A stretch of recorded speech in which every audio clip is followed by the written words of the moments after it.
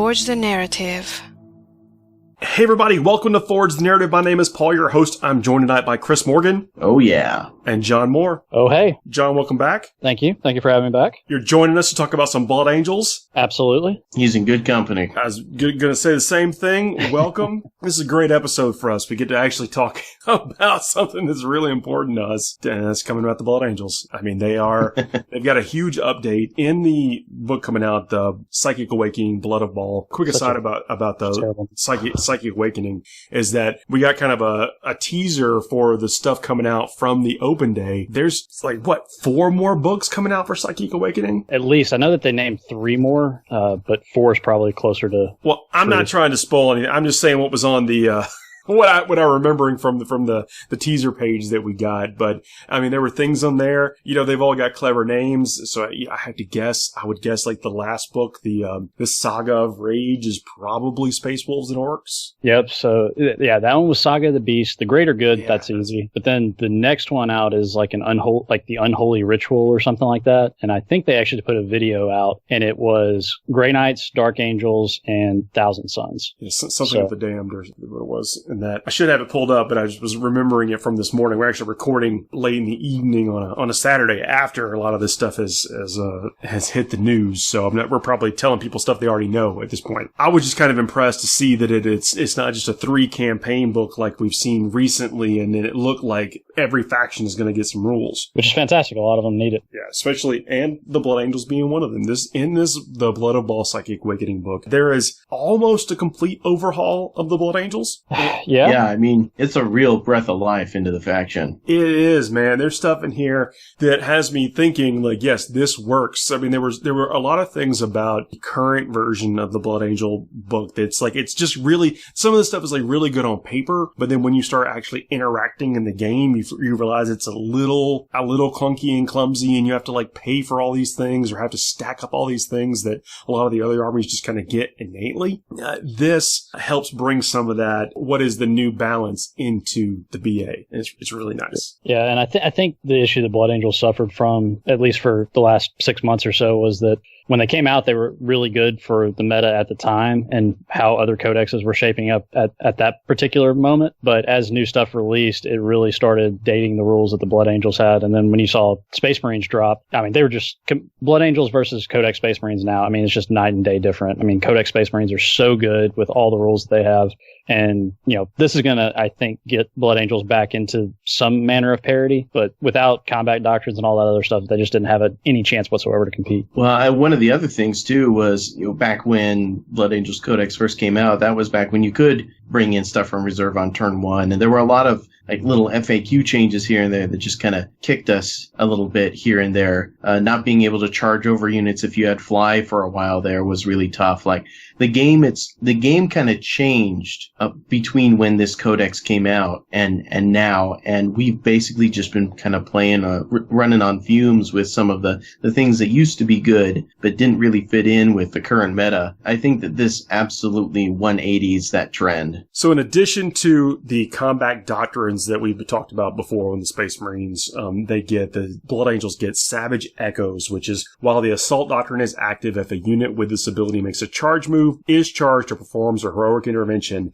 add 1 to the attack characteristics of models in that unit until the end of the turn. And note that this is cumulative with the bonuses these models receive from the Shock Assault ability. So that's basically plus 2 attacks every time the Shock Assault activates. Pretty good. Yeah, that's super good. And it's going to create very powerful third turns. And I think a lot of the play that's going to revolve around maximizing the Blood Angels in combat is going to be about preserving your combat units until turn 3 so that you can deliver that hard punch right then and just truly maximize on your ability to deal damage in the way that you need to. Getting to the Assault Doctrine that's, to me, the Space Marine chapters that don't get to start the game with their second or tertiary, or, what benefit from the doctrines struggle a little bit more than the ones that don't. Yeah, it's absolutely true. And you have to keep in mind as well that with a chapter like Blood Angels, it's not just that you have to wait for those doctrines to come up, is that the only units that really benefit from your focused doctrine are either close combat dreadnoughts or infantry. Like your vehicles, yes, they'll benefit from the general combat doctrines, but there's nothing that makes bringing, say, a battle tank more appealing in Blood Angels than it would be for Iron Hands. Yeah, I mean, that's fair to say. I think, though, that the Blood Angels, this enhances things they're already good at. So you're not really worried about killing the chaff and stuff with your melee attacks. You're already, the very nature of you is already kind of anti-horde. This will be something that later in the game where you probably have fewer models on the table, that getting that extra attack is almost like a surrogate for extra models. I definitely agree with that. So maybe it plays out that way other than just like, I don't need to hold this Sanguinary Guard squad back until turn 3 to bring it in. It's like by the time we get to turn 3, it's pretending that I've got 2 or 3 more models in the unit. Sure. Yeah. The Red Thirst got an overhaul. The Red Thirst is the ability that let them get the +1 to the wound roll in melee. Now they also get a +1 to the charge roll. That's pretty fantastic. And advance. I think it's when advance or charges. That's probably one of my favorite changes with this book. I'm going to have to lump everything that I like the most into one category, and that's being able to connect better. So all of the different tools, including this one, that give you that extra reach for getting those charges, those crucial charges off. Those are my favorite things about this book. But that's a very long list of things, by the way. Yeah. So let me jump to the Canticle of Hate, because that's where everyone's going to go next. I can just buff up my Blood Angels to be as chargy as they ever needed to be. The Canticle of Hate is a litany of battle that can be activated by a chaplain. And we'll talk plenty about chaplains here in a few minutes. But the litany is inspiring. Add 2 to the charge rolls made for friendly Blood Angel units while they're within 6 inches of the model. In addition, when a friendly Blood Angel unit makes a pile-in or consolidate move within 6 inches of this model, models in that unit can move up to an additional 3 inches. So all that's really good, period. And then it goes on to the next sentence. This is not cumulative with any other ability that adds to a unit's charge roll or increases the distance it can pile in or consolidate. So what's really nice about that is that having the innate +1 is kind of a fail-safe against not getting the Canticle off. So exactly. So obviously the Canticle, if you get it off, then your deep striking units, because let's just use that as the example for this,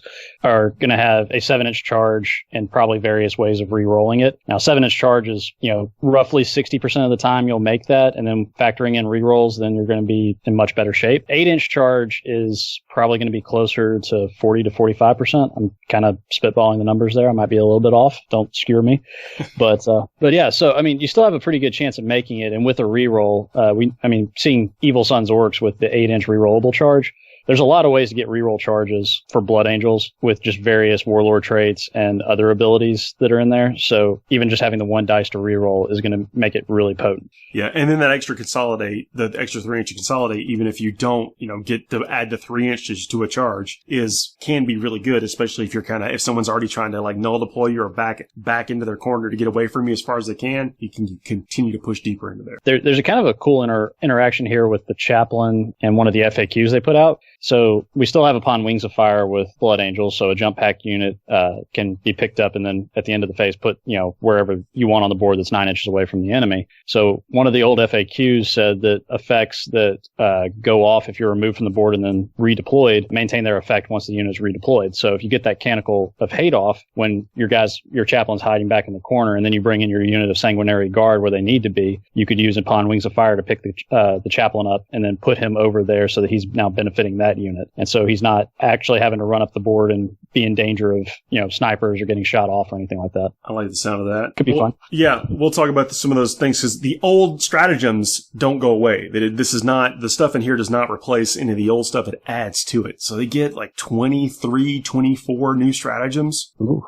Borrowing some of the stuff from the Space Marine Codex, like the transhuman physiology. I think that one's going to be one of the hugest bonuses that the Blood Angels get from that list of stratagems because we've put so much into our tough, hard-hitting combat infantry. Stuff like Death Company, stuff like Sanguinary Guard. I'm probably going to use it the most on the Sanguinary Guard because I feel like that's the real hammer that comes down and takes out. It's the thing that's going to take out 2 wounds apiece. You're getting a lot of mileage for your CP investment there. Yeah, for sure. And those are the things that are going to take out those big targets like, Knights or any of the new Space Marine hover tanks or anything like that.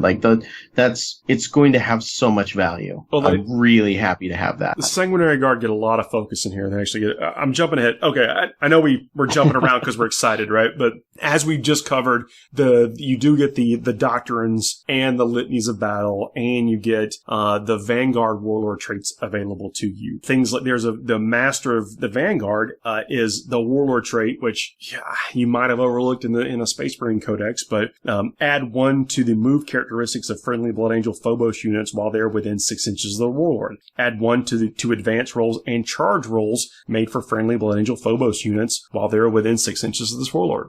That's another +1 to charge. That does stack with your Red Thirst. I'm going to make a crazy thought here. Close combat Reavers. You're not... See, but even Incursors or Infiltrators are essentially Assault Marines. So the reason I go to Reavers is because, if I'm not mistaken, I believe that they are the cheapest Primaris unit that you can take, and then they still have the Phobos keyword. And the Combat Knife, too, I think. And the Combat Knife. So they get a bonus attack, plus the Shock and All, plus they would get Savage Echoes qualified turn 3 or something. Yep, so turn 3, you're getting +3 attacks on a base, I think they're base 2 attack model. So you're effectively base 2. Yeah, so you're effectively getting what I think everyone was kind of hoping I think we've already, what the Death Company Intercessors were going to be. Not to jump too far ahead, but I think that's kind of what what everyone was really wanting with that. But, why not Reavers? Now, with the addition of the Vanguard units, and what they're calling the Vanguard units is the Infiltrators, Inceptors, the Reavers, the Invictor Warsuits, the Suppressors, all that stuff is officially in here for the Blood Angels. Yeah, but in particular, I just built and painted 10 Incursors, so I'm excited to use those. But I think the Invictor Warsuits are going to really get some good mileage in Blood Angels lists in terms of close combat killing power. Being a Dreadnought and being able to engage in close combat. Are they a Dreadnought? They're not a Dreadnought. Well, they're specifically, we were calling them the Dreadnoughts in OTs. Right. Well, they still benefit from Red Thirst, though. Right? Yeah, they definitely benefit from the chapter abilities. Yeah. Yeah. So that's kind of what I mean. Is like the close combat capabilities of the Invictor Warsuit are only going to improve by bringing them in a Blood Angels list. So I thought that the Red Thirst only benefited infantry, bikers, and dreadnoughts. When resolving an attack made by a melee weapon by model with this ability, and then that's where it stops. It does not only apply to those things anymore. Oh gosh, they changed it. That's right, they did. Okay, I apologize. Yeah, just like they did with all of the other the regular Space Marine vehicles, and that's why some of the big herdy Iron Hands lists involve making use of these abilities on some of the big tanks and the planes and things. Yeah, this thing wounds on 2s most of the time anyway, but you never know when that comes out. You're swinging a strength 14 fist. It's now wounding Knights on 2s. But it does get that extra 1 to charge, which you're going to need because you get to forward deploy with these guys. Yeah, they're going to be a big exploiter. But you're going to want it, especially because people are going to be trying to, again, pull back and not give you these freebies, but now you're messing with the math because you get these pluses. Yeah, it's going to be one of the first things I really want to add to my collection is some of the Invictor Warsuits. I think the Vanguard Warlords, the captains and the Phobos lieutenants and Phobos, that kind of stuff, their weapon options aren't as customizable as the non-Phobos stuff. But they do add in a lot of utility, and this +1 to charge in advance is pretty significant utility-wise because it comes with everything else it does. Yeah, I think the Phobos captain's an interesting choice, or even the Phobos lieutenant, just because you want to be up there and engaged in combat so quickly, and the Phobos lieutenant can just go ahead and infiltrate up the field, be helping out some of these other Vanguard units while your Death Company and your Smash Captain and anything else that you want to have is moving up field. The part of the utility I'm talking about is like the 12-inch bubble of enemies can't deploy within 12 inches. That is another thing that helps you set the momentum of the game And when one of your strategies is being able to get the charges off to get that initiative in combat, you really want to control the momentum. Yeah, especially since most of these special abilities we're talking about, Red Thirst being the exception, but the Savage Echoes, it goes off. Well, actually, it might be the first turn. I'm trying to catch back up on all this stuff. So is it first turn of the assault, or only when you charge or heroically intervene? So the Savage Echoes is when you charge, charged, or heroically intervene. I guess I'm thinking of Black Rage, because that's only when you charge. So you don't want your Death Company getting countercharged. Well, I'm thinking about going first. You want to be able to, I mean, I know people can interrupt, but you want to be the ones with the priority at all times, making resources as well. So I'm thinking that, making their infiltrating assaults and stuff be a lot harder to do, while also buffing your own guys with a +1. It's something to consider that you might. I don't think this warlord trait's gotten a lot of play before in other Marine lists, and I think there's a real opportunity for it to shine here. Yeah, I think that's a fair statement. Going to the stratagems now, a lot of the stuff we'll talk about point reductions in a little bit, but a lot of things, including dreadnoughts, got a point reduction, and there's also the Duty Eternal stratagem from the Space Marines in this codex, the 1 CP that you have damage that comes into dreadnoughts. Yeah, and that's already fantastic in standard Marine books, and we have one of the coolest dreadnoughts out there with the Librarian dread, so I think that's going to have a lot of play. And Death Company dreadnoughts? Those two. Those murder machines. Those beautiful murder machines. The angriest Just give of the me a reason. Give me a reason to use mine. Well, I think people have been playing with Librarian dreadnoughts already. Yeah, people have been choosing those over Mephiston in some cases. Wait a second. Don't get crazy. No, I know. Well, I mean, this was a cheaper Librarian option than Mephiston after he got his 160 point height, which I believe went down again to 145. It did, yes. Yeah, so I don't see a version of myself not bringing Mephiston in the new, kind of in the new Blood Angels meta. We'll call it that. It was a real, I kind of lost an arm wrestling match with me and 3 other players who convinced me to drop him to save some points and use some of the bits and pieces I had laying about to make a new Librarian Dreadnought, which I just kind of converted. Paul, you saw the picture of that I did. Mm-hmm. And I'm looking forward to using it, but, using that and Mephiston in a later game sounds really fun. Well, I mean, you know what I mean? Knowing that they get the protection from being characters, and then once if something you do catch them at a weird angle or whatever, that you could increase their longevity. And this guy, they do hit really hard in close combat, and they're kind of tanky, so buffing that up even more for 1 CP. It's really not hard to get 10, 13 CP with a Marine list. Yeah, and I tell you, I'm really fond of that new relic that the Librarian Dreadnoughts have too. I think that's a really solid choice. That's a good one. We're going to get there, because it is a good one. Actually, while we're talking about the Dreadnoughts, we can talk about it right now. So, the relic that they can get is called the Biomantic Sarcophagus. Librarian Dreadnought model only. Adds 6 inches to the range of the psychic powers this model manifests from the Sanguinary Discipline. In addition, once per turn, when a psychic test or deny the witch test is taken for this model, you can re-roll 1 of the dice. I think that's really strong. So you're buffing out that range, and you get to re-roll 1 of the dice. So that's probably better than re-rolling both of the dice. Yeah. I mean, because let's just assume that one of your dice goes high, 1 dice goes low, or at least one's somewhere in the middle. Then you can just choose to re-roll the 1 dice. You don't have to re-roll both and lose potentially the good result. And then it isn't. I mean, I don't know what I should know the math on this already, but isn't it better to re-roll the 1 die, like on average, if you have the option? Probably. I think anytime you have the option of whether to reroll 1 or both, it's just naturally going to be better. And so getting to reroll 1 of the dice and then having the CP in your back pocket to reroll both if you just roll Snake Eyes or something like that is obviously the best option. So having the option to roll the 1 with being able to spend the points to roll the other one, I think is mathematically the best. All right. I don't know the number offhand though. But I just feel like it. You got to go with your heart sometimes. It's the instinctual D6 math. Yeah, exactly. All I know is that if I spend a command point to do the reroll, I am going to roll exactly what I rolled the first time when I reroll it. That's because I'm pretty sure that's law. You can't use the same dice though. That's the issue. You got to change up the dice. You got to roll a different dice. I wish that was true for me.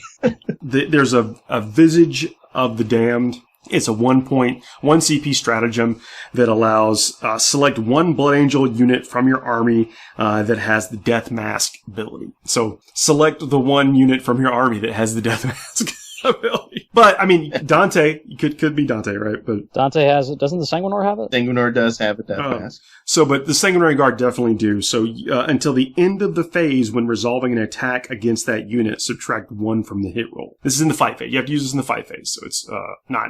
So in the fight phase, pop this stratagem for 1 CP. They become -1 to hit. There's this really giddy part of me that wants to use this against a unit of Gene Stealers. Oh, Like, you know what I mean? Like, having fought against large units of Gene Stealers so many times, anything to just make it harder for them to swing back at me just makes my heart happy. they deserve every bit of it too. Yeah, those smug rolling all their 6s, rolling all those dice, picking up models. Yeah. Screw those guys.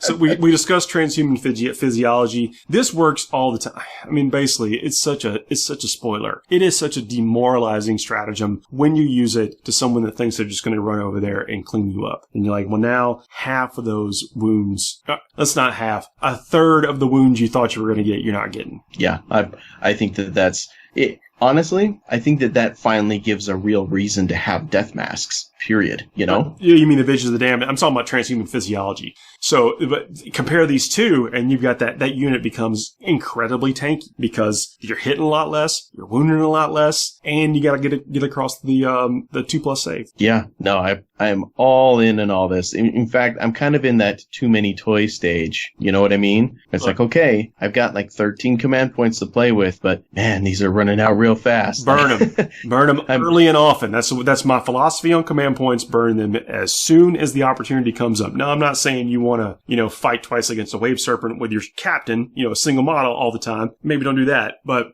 if it comes down to time to do was it Honor the Fallen or whatever, or Only in Death do the End or something? Yep, both of those. And you got both the of those to fight CPs. against. Do it.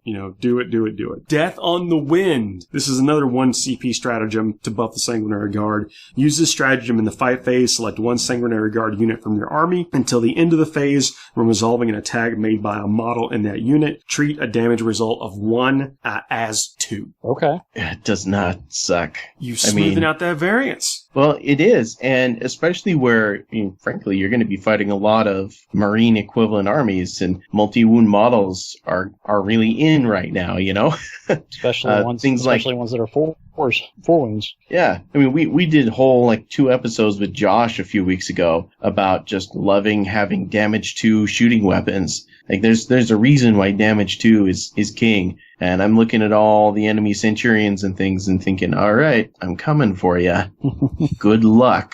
I dig it. So we got a few more things that buff Sanguinary Guard. I mean, again, I told you they get a lot of attention in this book, and there's the Explosive Judgment. Use this stratagem in your shooting phase. Select 1 Sanguinary Guard unit from your army until the end of the phase when resolving an attack made with an Angelus bolt gun by a model in that unit. You can re-roll the wound roll, and the target does not receive the benefit of cover to its saving throw. Situationally useful. Yeah. When you get to, how many Angelus bolt guns, which are, by the way, now free, how many shots? What's that? It's Assault 2.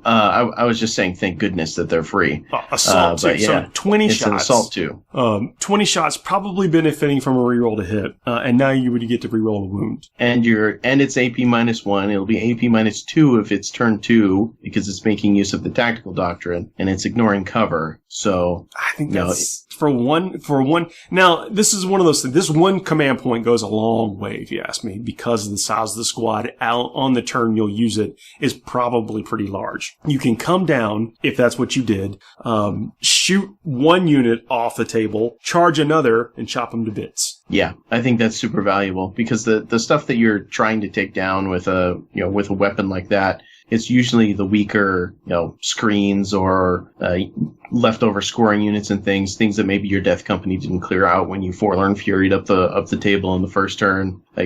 I'm grateful that it's really low on the command point cost, because we're already looking pretty thin by the time these guys get dropped in so far as command points. Then we got Unbridled Ardor, which is a 1 CP stratagem that lets any Blood Angel unit heroically intervene as if they were a character and move 6 inches. It's so good. That's gonna catch a lot of people off guard, just forgetting that that's the thing. Yeah. Select one Blood Angel unit from your army. The unit can perform a heroic intervention as if it were a character. In addition, the unit can perform a heroic intervention if there are any enemy units within 6 instead of 3, and then when doing so, can move up to 6 instead of 3. Yeah, that's almost certainly going to catch some players off guard, just because you always position for 3 inches thinking about, characters here, I don't need to be in range of these guys or whatever. Okay, I can kind of skirt around this big unit, and the one that you always forget about is like the Space Wolf character with the 6-inch heroic intervention, and I think that's going to be one of the big things here. He over there and beat you down with a Thunderhammer. I'm not going to say that did not happen to me at Coastal Assault in round 3 when I was going up against Space Wolf Hero Hammer, but... That's funny. Well, also, if you're positioning yourself right, you could bring a unit into combat that can't be swung at by the unit that charged because it was outside of 12 inches initially, right? So that is a good call, yeah. You could potentially get a really strong combat unit into combat and have it more or less safe from the other player's charging unit. It's like free attacks. Yeah, and that's a great idea. And then a death company. A death company can have a fat unit of Death Company. What does it go to? 15? 15, yeah. Forlorn Fury has not gone anywhere either. Forlorn Fury. Still a thing. Still good. Yeah, lets you get a pre-move. It's not a pre-game move, I don't think. Let me look up. Well, you use it before the game starts. Oh, yeah. Before the first turn has begun. Before the first turn. That's important because you get to advance, and then you don't count as advancing for the first turn or whatever. Yeah. Yep. And with Savage Echoes now, you'll be getting +1 to that advance roll. The Savage Echoes is Assault Doctrine. That's the Assault Doctrine. Sorry. It's just part of Red Thirst now, but I know where you're at. Yeah. I just don't want to confuse anybody. I'll get the turn. I wish we need a way to advance the clock. Look at me. I'm not asking for more stuff. But a way to advance the Doctrine clock would be amazing. Yeah, let's be honest. Blood Angels do not want to be in Devastator Doctrine. No. I can think of some, whatever, I don't expect. But Forlorn Fury, so you move this big unit over there, and then you're probably going to be in charge range if you get the first turn or not. But you're going to find on their turn, let's say you have this big unit over there, and they're trying their darndest to get out of there, then you'd be like, okay, cool, I'm popping this 1 CP, and I'm in your turn, I'm just scooting over there 6 inches and beating that unit down, and then consolidating. Yep.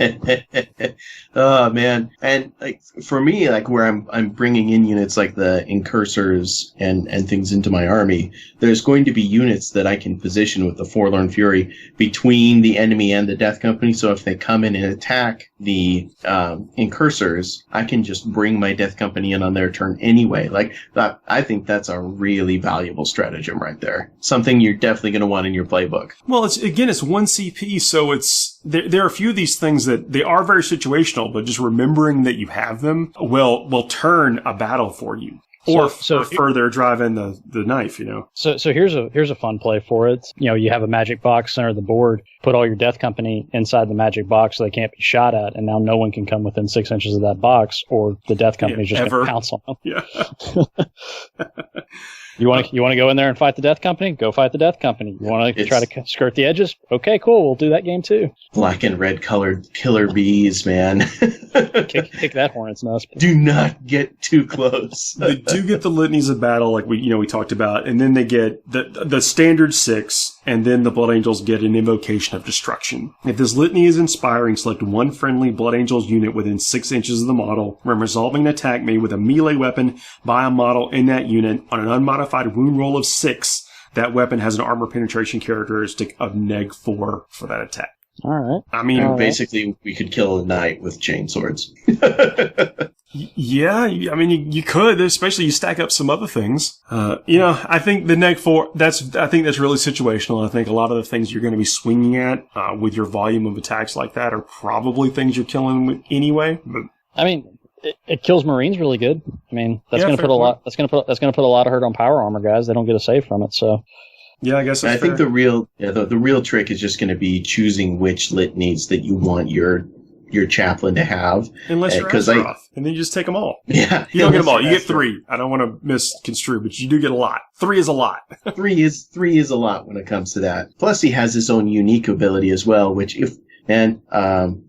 I'm going to see if I can ever actually get to use it. So far, I haven't ever been able to use his ability in a way like at this, because you do it at the start of the movement phase, where it gives you the D6 roll, and on the 1, a unit takes a wound. On a 2 through 5, you get a +1 to hit, and then on 6, you get a +1 to hit and a 4-up invulnerable save for every unit within 6 inches of him. But you have to do it at the start of the movement phase. So, it's very situational. It's something you can't get on, say, like the unit that you're dropping in because they come in at the end of the movement phase. And that's kind of the unit you want something like that on the most. But I'd love to just find the situation where I can do that. I can do it. You could always pull it off like the Upon Wings of Fire one. You can already have it on the board and then slingshot it up to wherever you need it to be. So, that's something that may play well with stuff like Vanguard Veterans, using that stratagem as well. I'm almost thinking like if I'm Forlorn Furying, just maybe leaving a string of one Death Company guy close enough that I can just use that first, and then my Thunderhammers are hitting on 3s when I go in charge. Like that's kind of what I'm thinking. But and then getting any full rerolls that may come as a part of that. I don't know. I'm just spitballing here, but I'm glad that we're having conversations about chaplains in Blood Angels again. Absolutely. Agreed. Speaking of jump pack units, Gleaming Pinions is a new relic of Baal. The jump pack model only. The model can charge in a turn in which it fell back. In addition, when a charge roll is made for that model, add 1 to the result. So yet another way for ideally a beatstick character or just a utility character you want in range for some buffs during the fight phase can get into combat. Yeah, and also makes for 7-inch charges out of Deep Strike. Yeah, really good. Yeah, I think that's still a second, comes in second to the Angel's Wing. But if you're bringing like a pair of Smash Captains, this is definitely going on the second one. Well, you got to burn the CP to, of course, get that on there. But with the ability to fall back, like sometimes you just snuggle up into combat to not be affected, the next turn or whatever. Sure. Being able to get out there and still do you basically get free move. Then you are getting free movement off things. Free movement, free protection off things. Because you're not bound by that. You're not bound by that. It wasn't a poor decision the next time you need to get out and charge. That's one of the things that people tend to forget about the Sanguinary is that he can fall back and still charge as part of his special rules. So having another character that can do that same thing, you could sneak in and grab like a cheeky Slay the Warlord on some guard commander in the back by doing something like this, and that could be something that wins you the game. It's a nice tool. So I think we've pretty much spent all of our command points before the battle has started, actually. Even though we talked about that sounds about right. But the special issue war gear, this is the secondary relic tree that all the Marines are getting now. You get your main like chapter relics, which Blood Angels now have a ton because they got Relics of Baal in the Codex, Relics of Baal in here, and then the special issue war gear. And one of the special issue war gear things, in addition to Artificer armor, which is really underrated, that 2+ armor save. So good. You can't get 2+ armor save on many custom characters anymore. Like, so the Librarians and the Captains and stuff, they can't get 2+ armor saves if they're power armor guys. Artificer armor would, of course, give them that and an invulnerable save. The invulnerable save is often redundant, especially on things like the Captains. But anyway, it comes with it. But the 2+ armor saves where you want them. Yeah, I think it definitely has value on units like Phobos Librarians or Sanguinary Priests. Don't forget it's there if you feel like you might need it going into that engagement. Or if you're like, man, I would be doing so much better with this other strategy, but X character keeps dying before it gets there or before it really affects it, well, this is a way to help it out a little bit. But the Quake Bolts. Quake Bolts is where I was going. When you give a model this relic, select one bolt weapon the model is equipped with. When that model is chosen to shoot with, you can choose for that weapon to fire a Quake Bolt. If you do, you can only make one attack with that weapon. If a hit is scored, the target is felled until the end of the turn and the attack sequence continues. When resolving an attack made with a melee weapon against a failed unit, add 1 to the hit roll. And that is both shooting and close combat, right? Attack made with a melee weapon. You shoot the thing down. You fell it with the Quake Bolt, and then you run over there and go to work on it with your swords.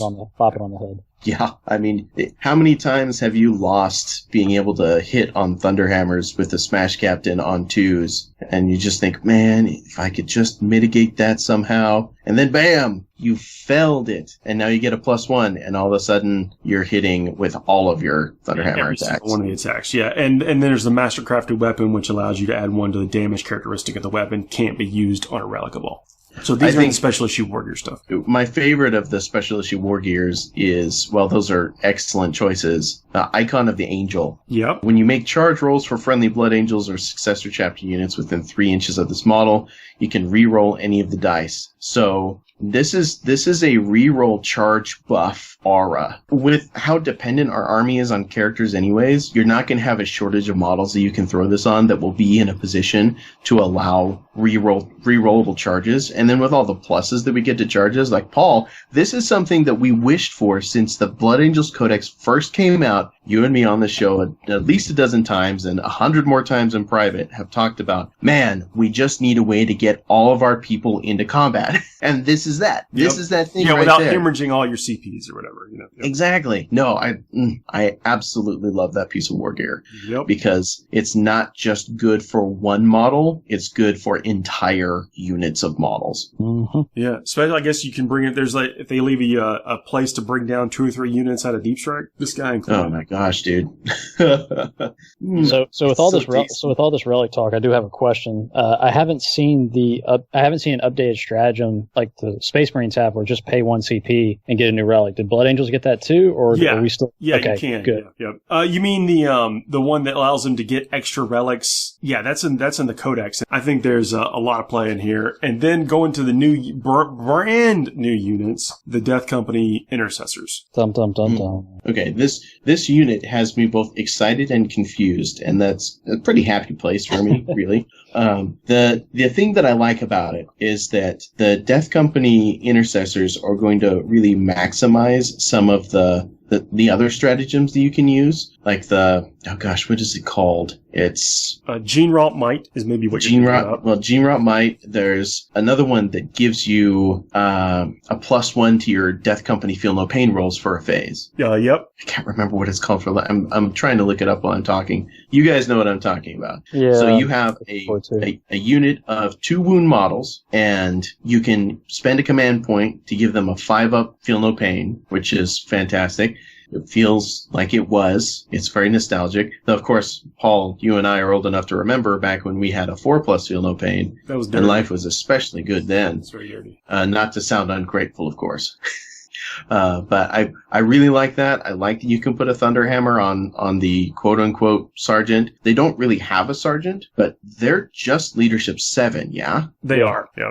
They don't have like a Leadership 8 sergeant character, so I feel like if you want to bring a big unit of these guys and to be able to use, some of the intercessor stratagems or whatever, and the other things, then you almost have to bring them with Astraeus, who makes it so they don't ever have to take leadership tests. Otherwise, I feel like you're going to be losing a lot of these guys to, just some basic attrition. Or you bring small units, but the small units can't benefit from the stratagems as efficiently as a larger unit. And then how are they going to get there? I have so many questions. Yeah, a 10-man unit with a Thunderhammer is only 196 points. And they're an elite choice, right? Yeah, they're an elite choice. And they're 18 points apiece, so 1 point more. You're only paying 1 additional point to get the Death Company abilities on this thing.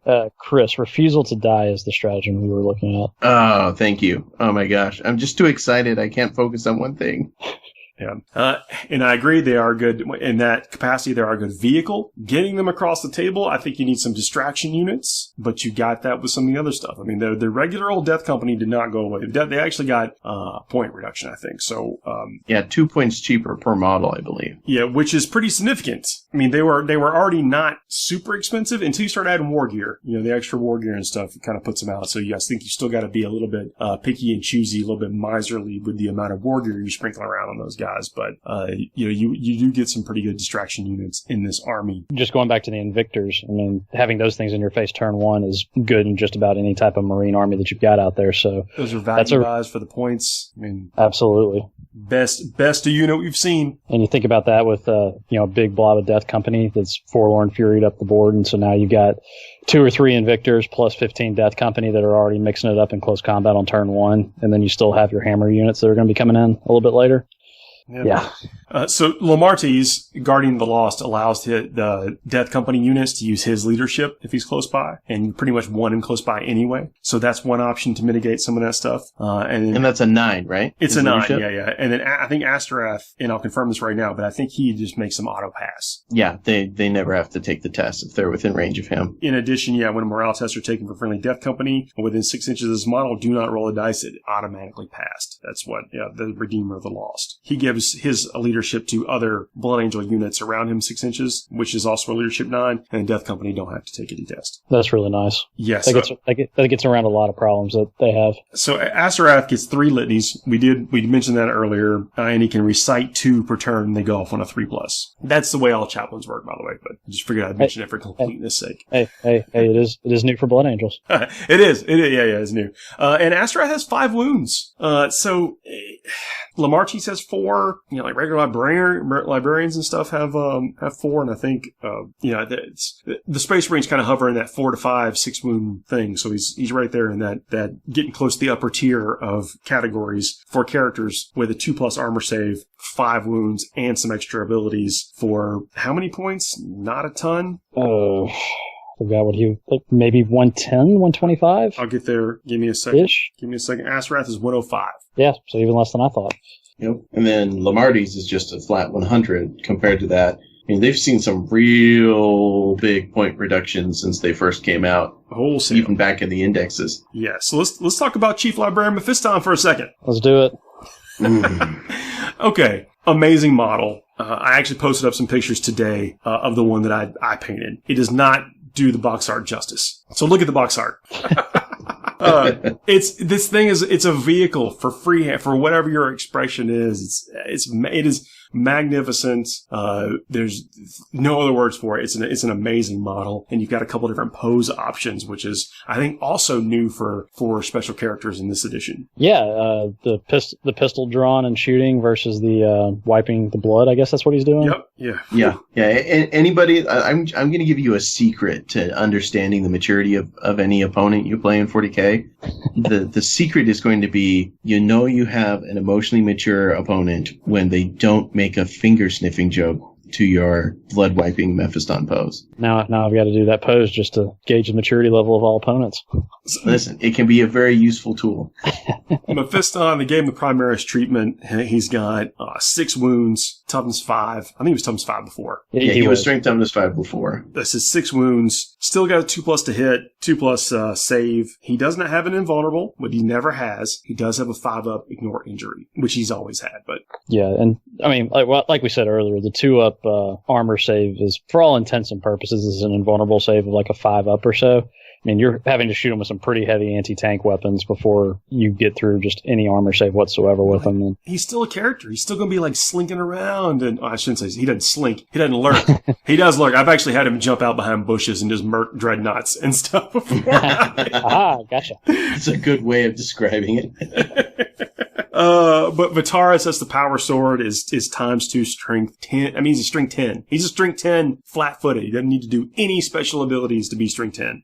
So he's winning virtually everything in the game short of a Titan on 2s. 2s and 3s, reliably always 3s, most of the time 2s. Yeah, let me rephrase that. On the first round of combat, he's always going to be wounding everything that's not a Warhound. Oh, right, because of the Red Thirst. Yeah. Right. Yeah. Yes. So, I mean, the damage potential from him is just ridiculous for a 145-point model. If you're even rolling average dice on his damage rolls, I mean, you can stack up the attacks on this guy. So he's got his 5 base attacks, gets 1 for the charge. Say it's turn 3, he gets another one there. Put the Sanguinary nearby, give him another one. Yeah, Sanguinary nearby. If you really want to go overkill, you could cast Unleash Rage on him, and that now we're already up to 9. And then if you cast something like Red Rampage and Red Rampage Stratagem for an extra D3, so we're between 10 to 12, and then Quickening for another D3. Like 15 attacks. You're doing 30 damage with him if you're getting 2s on all your damage rolls.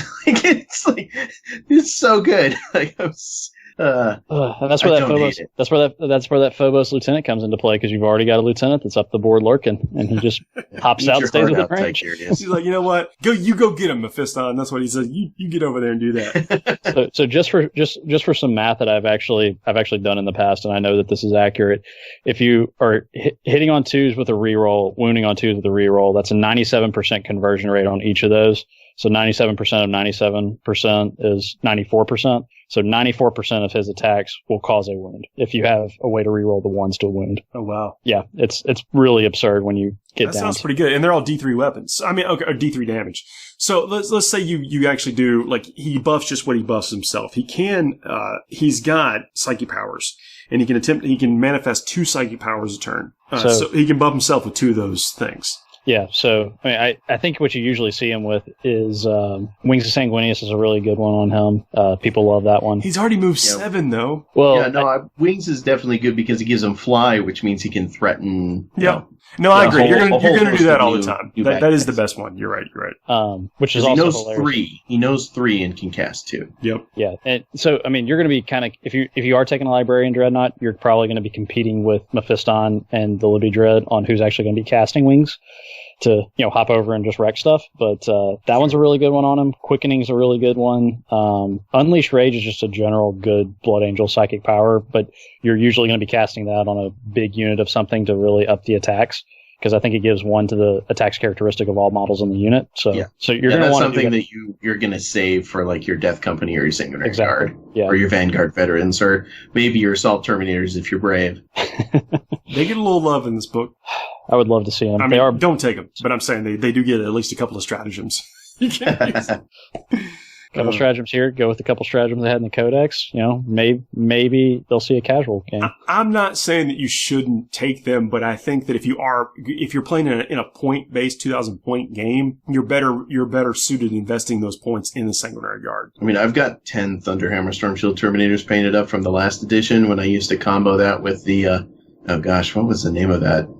You remember that formation that had the 3 Ravens that came in on turn 1 with a rerollable 3+? Yeah. Mm-hmm. Yeah, I used to bring them in and then drop in the Assault Terminators within like the triangulated point to do assaults the turn they arrived without scatter. That was a fun list. So Mephiston being Primaris now, you can't like put him in a Rhino.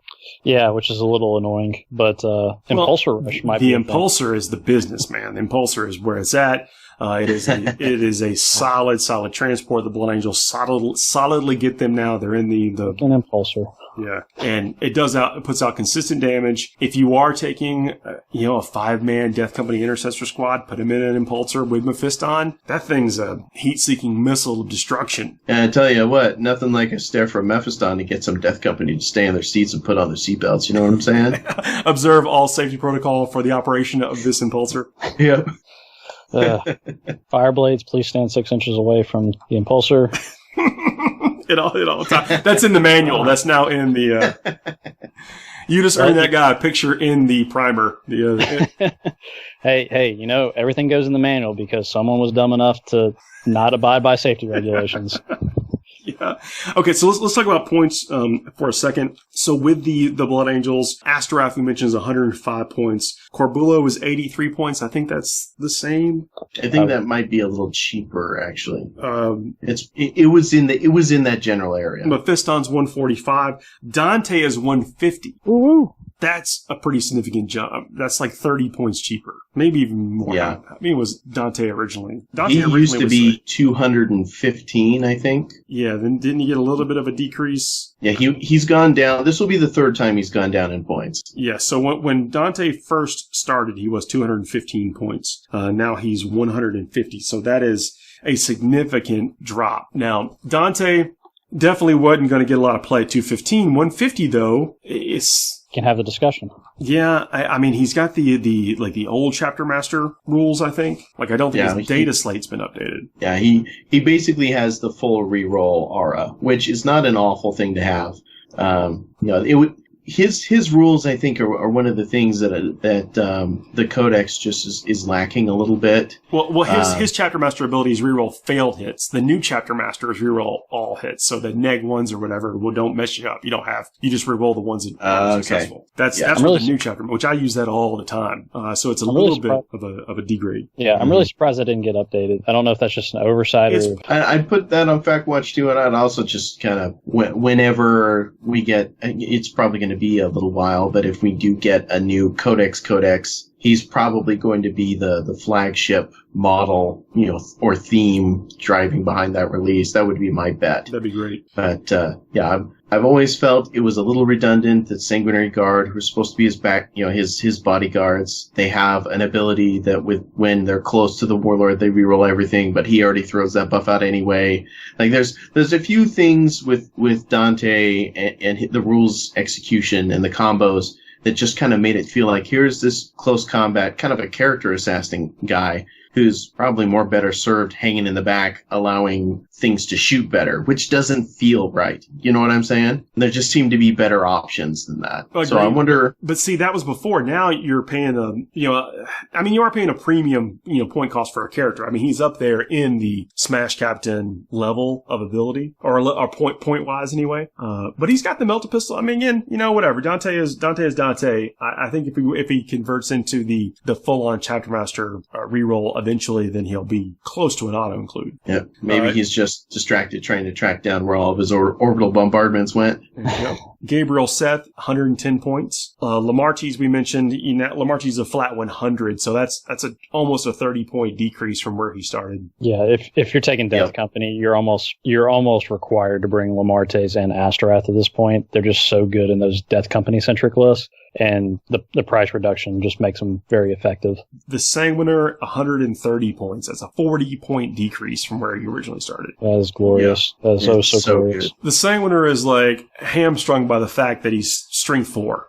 But giving out that extra attack. Well, with the sword, he's strength 6. Gives him +2 strength. Fair enough. And the sword is neg 4 AP, D3 damage. Is that right? Yeah, neg 4 D3 damage, and then he has a death mask, and he can fall back from combat and then charge. Yeah. Those are his tricks. Being 130 points, and he buffs out people. I think you can make a case for all these named characters, the big ones that we talked about. So Dante, Mephiston, Astraeus, and the Sanguinary. I think you can make a case for them all being in the same list. Well, and I think that one of the things that we kind of overlook when we're talking about chaplains is that the litanies are abilities that cannot be blocked by an enemy psyker. So if you need to focus on some parts of these than others, then units like the Sanguinary, units like the Chaplains, at the expense of maybe some psychic defense, can help you reliably get extra bonuses and attacks and things to your units that you'll need in order to succeed.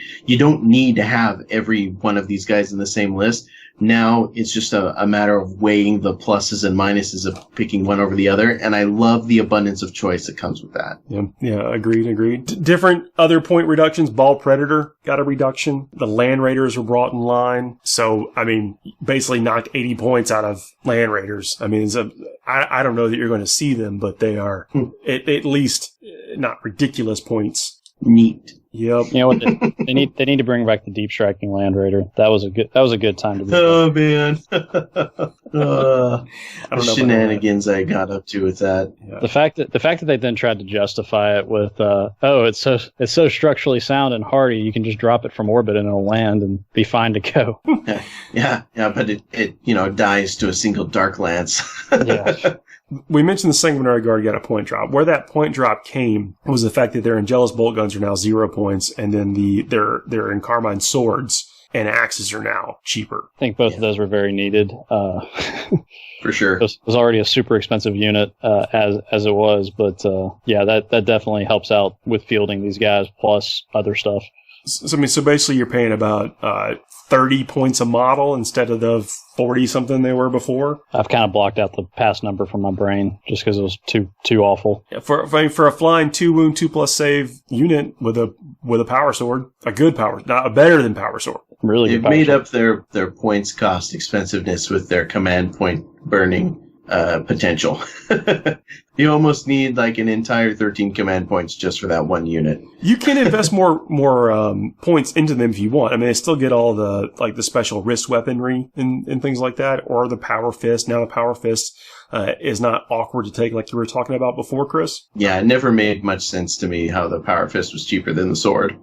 But you can make a case for the axe. The axe is 9 points now. I mean, that's half, almost. I mean, it's not quite half, but it's significantly cheaper. Well, especially where now we can get some extra AP on charges, like say if you bring them in turn 3 and all of a sudden the axes are AP -3 now, doing D3 damage. You can justify spending a couple more points than you would on the swords for that extra +1 in strength, knowing that you're going to be wounding with strength 5 knights on a 4+. And if you're rolling your support well enough, you're getting some rerolls on that. I mean, it's something that definitely is worth considering now, where it maybe wasn't before. The Sanguinary Priest with the jump pack we talked about before is officially in this as an option. Like the data slate's been updated and you got points for it in the codex, not an index choice anymore. That was much needed. My 4 jump pack Sanguinary Priest models are like jumping up and down excited on my hobby table.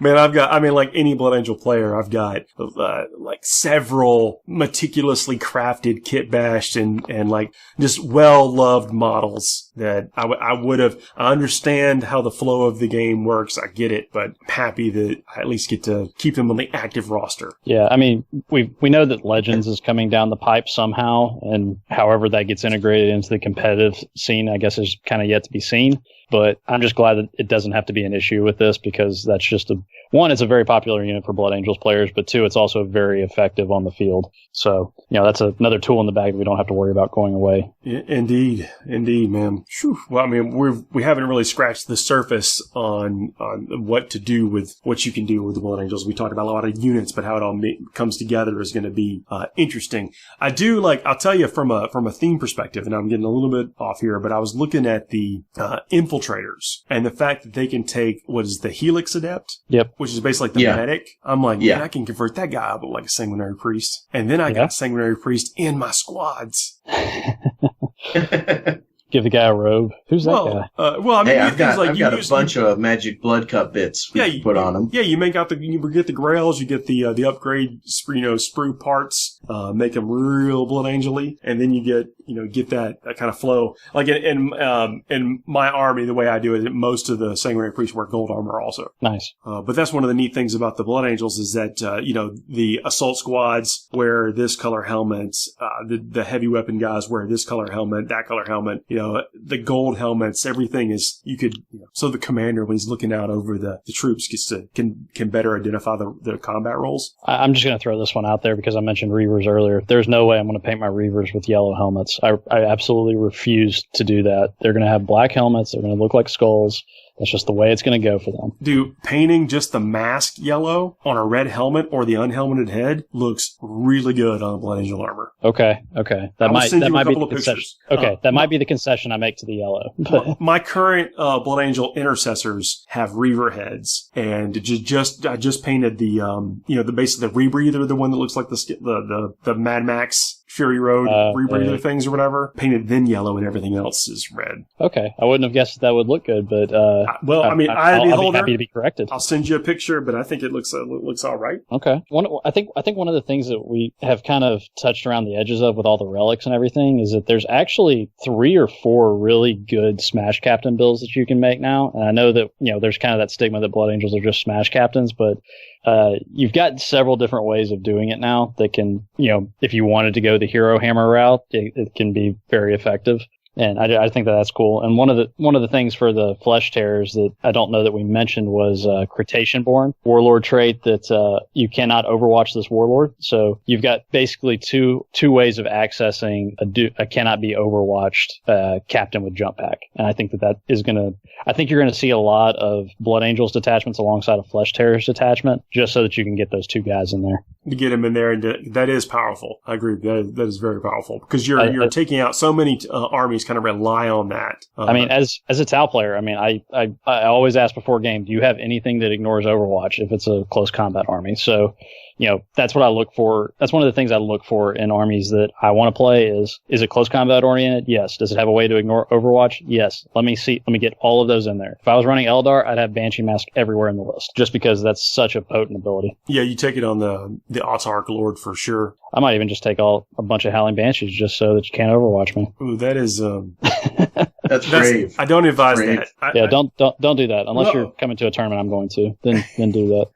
And please do that. I mean, let's talk about it we don't have. Look, we just talked for an hour and 10 minutes on Blood Angels. Now that is something we could do without a book, without the fact that we get to talk about them and talk about competitive things really does my heart life good. Every day. Yeah, it makes my heart feel good. But we also have this week, we need to talk about there may even be another show coming out this week for Chapter Approved. The Tyranids in the Psychic Awakening. We got the Flesh Tears like we were just talking about, and then just all the point changes out of Chapter Approved and how that changes things and how we got big mechs with custom force fields that are making their way into Forge World indexes, Imperial Armor indexes, not Imperial Armor, whatever I guess it is Imperial Armor books. Yeah, index Imperial Armor, insert whichever forces this is. Yep. So, there's the game has changed for lots of people. And I think that there's by large, heaping helpings, some armies have had points changed in a good way that's going to make some stuff more playable and change and shake up what we see out there on the tables. That's the hope. The great thing about Chapter Approved is that it's a really good way for GW to kind of see if the game has started to stagnate and to inject fresh life into different factions. And so I've only seen a few of the points changes. I haven't had a chance to really deep dive into a lot of it, but just from what I've seen, there are at least discussions coming up about units that you would have been laughed at for even suggesting beforehand. And there might still be some laughter on it now, but at least you can do it with a semi-straight face and that, hey, this is at least potentially viable now as opposed to not playable at all. You can pick it up now with its best war gear option and still fit it in your list. Yeah. I want to speak briefly about the Astraeus. The Astraeus Super Heavy Tank. That's the primary Super Heavy Tank we talked about a few episodes ago about how it's a fringe unit, but watch out for it. It dropped by 100 points. It went from 705 or whatever to 605 points. That's significant, yeah. Without losing basically it got better, with all the chapter buffs and stuff recently, and it just dropped by 20% point wise. Okay, yeah. Do you think that's enough for it to see more play? It's got 31 shots it could do, all with multi-damage stuff and buffed up. It can threaten, I think that's between 4 or 5 different weapons. Okay. I think I added up. It has 31 shots it can do. 12 of them would be, if it's Iron Hands, potentially overwatching on a 4+. -3 to charge it. -3 to charge it. Yep. With rerolling ones on itself. It's got invulnerable saves versus mortal wounds because of the void shields. If you're really feeling frisky, you could just bring 3 of those in a super heavy detachment. That would, and then some Thunderfire cannons to have the Tech Marines repair it. Yep. Just stick them in they just sit back behind them. Man. Don't do that. No one do that, please. Your games would all be incredibly fast. You would not need a chess clock for your games. Yeah, one way or another, that stuff's getting decided. That's a 45-minute game right there. Let's take a quick break. I know we've been going for a long time. Thanks for everybody for sticking with us. This is just something that is really meaningful to us. Let's take a quick break. Then we'll come back and talk about some of the stuff we saw at the open day. Right on. FTN is brought to you by Discount Games Inc. Please visit them at www.discountgamesinc.com. And don't forget to ask Jay about ways to save even more on your hobby projects. We are back, everybody. Still got Chris and John here. Hey. Hello. So the open day was this morning. Got the email saying, watch this space. More stuff from the open day is coming. By the time I, already checked in, they had this Triumph of St. Catherine. Yes. That's it. That's right. The funeral procession. Yeah, okay. Y'all know I'm well, documented for saying, multiple models on a model I'm not a huge fan of because that means you have to paint, 9 models and it's only 1 model. No, it's 9 models. They're just all sharing a base. It's like having a free movement tray, Paul. Think of it that way. I think I'm going to give this model a pass because it is gorgeous. It's got a lot going on. It's so much going on. Which one's Catherine? I have no idea. I think isn't she supposed to be the one on the slab or on the back or something? She might be the one in the the casket, on the floating casket or whatever it is. It is an amazing, amazing model. I was fascinated by all the detail. I mean, I think the way this thing works is that you, as it takes wounds, it loses relics. And so, it might even be a neat idea. Someone suggested this on our Facebook page where we posted the picture, that you magnetize all the various models. So when it loses that relic, you just pull it off the model. That'd be a pretty good way of doing it. That sounds like a lot of work. Well, it might make the storage easier also, because this model looks like it will be a little bit of a bear to keep it intact if you travel with it. Now look, I mean, like we said, it's gorgeous. And please keep coming with models like this. But, as tournament players, we travel. And I thought, man, that magnetizing idea is pretty awesome because it has the in-game effect and, the storage effect to it. I don't know how practical it is. I could see it being useful. Would have to get my hands on the model to see, where the connection points are to see if you could actually do it. But yeah, I mean, that's definitely a good thought. And then looks like one of these relics is a plate of snacks. Yeah, it's like a brazier of some kind, and someone already photoshopped it to being a pizza. That is hilarious. Hey guys, we're at the funeral. I brought pizza. Hey, you gotta get fed at a wake. It's part of the grieving process. Gemstones or something. I'm trying to zoom in on it, but I can't get quite an accurate read on that. But I can totally see how someone would be like, "Yep, that's a pepperoni pizza." Yeah, especially when you're scrolling through, like, what is? It's not delivery, but whatever. It's DiGiorno. Yeah, it's an amazing model. I mean, this has proven to be well worth the wait for the sister stuff. I mean, everything I've seen so far, I've really liked. I like the dynamic nature, the differences in the models. Everyone has got a little bit of character to them, which is really cool. And they're different. It's like you could have probably several different looking squads that aren't just carbon copies of the same 10 models. Yeah, always a nice thing to have in any army. Yeah. Well, they really didn't check out on their promise with the sisters. They didn't just create, here's some plastic Sisters of Battle, you guys. Here's a box of 10 that will make 3 different types of squads. Like they did with Grey Knights. I mean, Grey Knights are still, basically working off of that Strike Squad box. Yeah. No, they put the real work in to make this a dynamic model range in a way that, I think goes beyond what people were expecting them to do. Yeah. I had heard some people that were, obviously concerned when some of the release dates that they had set up previously had kind of started to slip back a little bit. But, seeing these results and the models that they're putting out from this, I think that any Sisters player is going to be very, very happy about the final product that they got out there and the fact that they did take the time to make this right. I can see people's morale getting shook. I mean, essentially, it came out a couple years ago and said it's going to take us a couple of years to make this. And maybe we forgot they said it was going to take 2 years. And then here we are. Well served for the wait, because these things are immaculate. Yeah. That's not all we saw, though, today. These crazy Repenches. Well, the Repenches, and then we've got the AdMech flyer. So amazing. It is so amazing. I love that thing. I think it's great. It's channeling some real, wacky Da Vinci 40k crossover stuff. It's perfect for AdMech. I like it. It's got that almost. I mean, it does. It's got that ornithopter, Da Vinci winged flying thing sketch to it. It's also got legs on the back that looks kind of like it's a flying frog or something. I had the thought when I first saw this and noticed that it had legs that this might have been the flyer that Helldrakes evolved out of. Ooh. That's interesting. Because the fetid blow drones, I mean, they came from another AdMech drone thing that's in 30k. I forget the name of that one just because I don't 30k. But yeah, it wouldn't be the first time. I'm putting my money on a dark Mechanicum guy going, what would be cool? Dragons.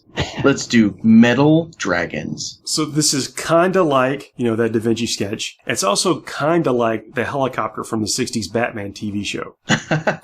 I've also seen some comparisons to Studio Ghibli, Castle in the Sky references. Especially with the legs on this. That makes me think of that stuff. And, but think about, with the Tech Priestess looking back in time, the fraction of time that's between Da Vinci and Batman is probably the same page. Yeah, not that long. That's a really good point. It'd be like 400 years on a 40,000 year timeline. Whatever. I do think it's cool. I think this thing has got. Oh, one of the neat things. The sculptor is on Twitter. I think is at Edgeblend on Twitter. And during today's open day, he was doing some commenting on Twitter about how these things are sculpted. You can't see it from this picture, but the wings and everything are moved to adjust for air currents by cybernetic implants that are actually there in the cockpit of that plane. And he has a picture. So it's a legitimate fly-by-wire aircraft. That's awesome. Check out. He also sculpted the Sisters of Battle Exorcist. And the organ player is actually playing. The organ is very ornate in there, and the organ player is actually playing. And he even made some comments about what the organist is playing based on the way he did her hand positions. See, I love that level of detail. Legit. That's fantastic. Check out the dude's Twitter. It's well worth a follow. And today, especially with some of this commentary on these amazing, fabulous new models. No, well, let me tell you the thing that I particularly caught my eye, aside from the Psychic Awakening books, was we're getting some additional looks at some of the animated stuff that's coming out from Games Workshop. Heck yeah. And, of course, they'd picked Our Glorious Chapter to be the focus of an animated series done by the guy who did the Hell's Reach thing, and it's really shaping up to look real cool. Yeah, they showed what would look like to be, 3 or 4 or 5 different animated properties in a teaser clip, and there's even that stuff from the children's books. Yeah, in there is one of the things they're doing. I mean, those are the characters on the front of the books. I'm not gonna lie, that the chaplain that they've got on just the pause screen. Yeah, that's the thumbnail. That's absolutely terrifying looking. It looks fantastic. I would wear that. Perfect Halloween costume. It's a good open day. It's a good day to be playing Warhammer. Chapter approved, Blood of Baal, new stuff on the horizon, a bevy of new stuff on the horizon. Well, I don't know how many of our listeners are going to be making it to the Rudder GT next week here in Utah, but we're less than 10 players away from becoming a major, and I hope to see a bunch of people there, and I'm looking forward to bringing a Blood Angels list that will be instantly better the day after the tournament. Wish me luck, you guys. That's the toughest, playing when you know that you're just a breath away for some new rules, new life. Yeah, but I tell you, it's been great to have some extra hobby motivation. I've put together about 20 new models for this army, and they're all still going to be very usable for the new Blood Angel sweetness. So, man, it's a great time to be in the game. I'm looking forward to ending the year with a really nice big tournament, and then starting the new year on a fresh foot. Yeah. No, this book radically changes what I may bring to LVO. Oh, yeah. And we haven't even talked about the Tyranids. The Tyranids are crazy, too. So, yeah, we got so much stuff to cover. We will definitely, there may be a bonus episode coming out with Tyranids and chapter approved stuff. We'll see what everyone's scheduled like. This is a holiday here in the U.S., and so where we weren't recording on Rumble Day because of holiday and that stuff. But now we'll be back to normal, and there's just volumes is what it feels like of things we got to talk about. So thanks everybody for listening to this show, and please tune in for the next one. Right on. Anybody got anything they want to cover before we call it a night? Only a million things, but for now, hobby well, my friends. Hey, if you guys have been hanging on to your Sanguinary Guard, which are still, by the way, a pretty economical kit to get for the number of bits and stuff that you get, and now the usefulness of the unit, you're in luck. Yeah, and they're coming in the Battle Force bundle. Ooh, nice. Gotta get rid of those Baal Predators somehow. See y'all soon. Cheers.